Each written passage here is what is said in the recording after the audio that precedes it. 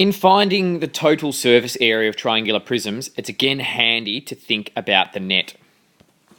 In this case, let's look at the net and calculate what we need to find out.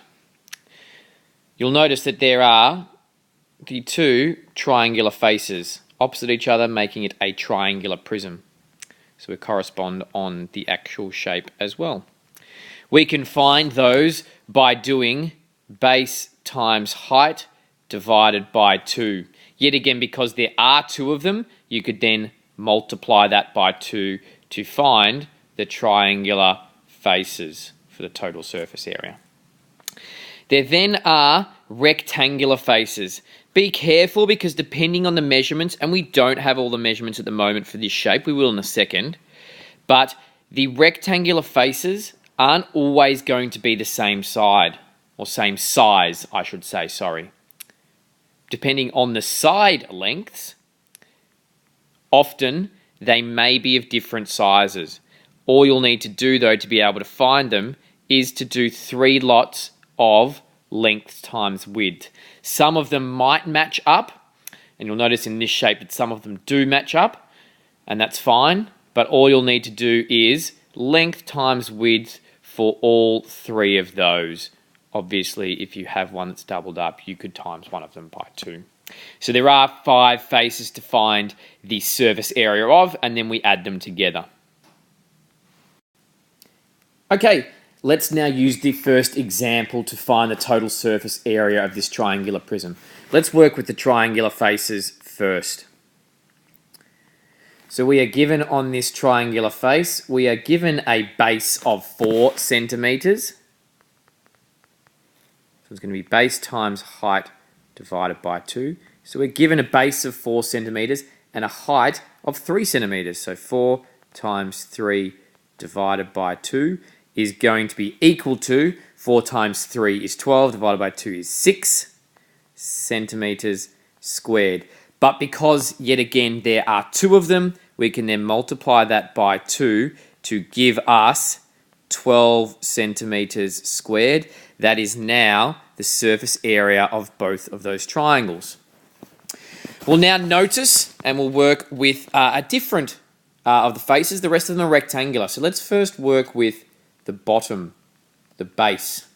So right here. We'll notice that it has a length of 15 and a width of 4. So 15 and 4. So for that one, let's do the length times the width, which is going to be equal to 15 times by 4. 15 times by 4 is equal to 60. So 60 centimeters squared for the surface area of that one. You then hopefully will notice that you'll see that there are 2 more rectangular faces, and if we check the measurements, I can see visually, though, that they are both the same size. So we have, for these rectangular faces here, we have a length of 15 still, that number stayed the same, and the width is 5. It is the same over the other side, 15 and 5. 15 times 5. So if we do 2 lots, or 2 times length times width, that will give us both of those yellow faces currently. So 2 times by 15 times 5. So in that case, it's going to be 2 lots of 15 times by 5 is 75. 2 lots of 75 is equal to 150 centimeters squared. We can now go and add those 3 values together. So if we add 150 to 60, that gives us 210. 210 plus another 12 is equal to a total of 222 centimeters squared for the total surface area of this triangular prism. Let's have a look at this triangular prism. The surface area is slightly more difficult on this one to work out because not all the information we require is given. Let's first, though, look at finding the triangles again, because it looks like we do have enough information. So if we have 2 lots of base times height divided by 2, that'll give us both of those triangles. So essentially all we need to do then, because 2 times by 2 and divided by 2 cancel out, if we just do the base times the height, that'll give us both of those triangular faces. So in this case, we've got the base and we've got the height, so we can do that straight away. 3 times by 8 is equal to 24. I was working straight to the answer. 24 centimeters squared. If you halve that, you'd get one of the triangles. Double it again, you get both of the triangles. 24 centimeters squared. Let's have a look. We don't have some of the side lengths, but we do have enough, I believe, to work out the base. We have the length of 12 along there, and we have down there 8 being the width. So if we can find the blue side by doing length times width, which is going to be equal to 12 times by 8, 12 times by 8 is equal to 96. So 96 centimeters squared. You'll notice now, hopefully, that we have a problem. These two sides, yet again on this triangular prism, or the faces I should say, are the same size. This can be indicated because we know the length is 12, and those little things here, which correspond to here, show that the side lengths there, the width, is the same. Only problem is we're not given them, so we need to be able to work that out first. You'll notice that it's been split in and made a right-angled triangle with the height, so we can then use Pythagoras to work out that length to then work out the surface area of the remaining rectangles. So a squared plus b squared is equal to c squared.